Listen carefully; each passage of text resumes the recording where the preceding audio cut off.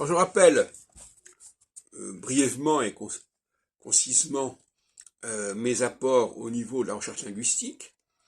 D'une part, notamment de la linguistique du français, puisque pour moi, même quand j'étudie l'anglais, ça éclaire le français. Eh bien, d'une part, la règle du E, le E qui va jouer un rôle moteur à la fois quand il est devant une consonne ou après une consonne, mais ça vaut aussi pour d'autres lettres que le E, comme le I.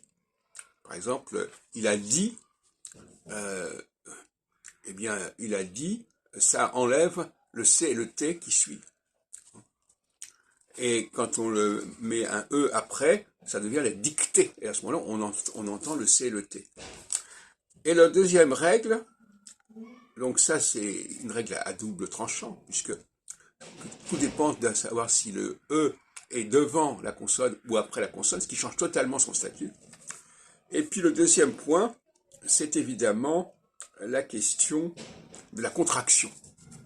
C'est-à-dire que ce que j'appelle la transmutation. C'est-à-dire qu'un mot va passer à un stade supérieur en se contractant. Passer du singulier au pluriel, passer du masculin au féminin, du féminin au masculin, pardon, excusez-moi. Et là aussi, justement, je viens de faire un lapsus.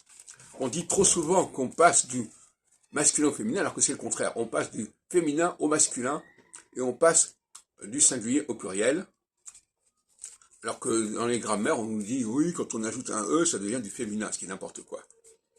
Et donc, là, nous avons des normes à respecter qui sont la base de ma linguistique, si on peut dire.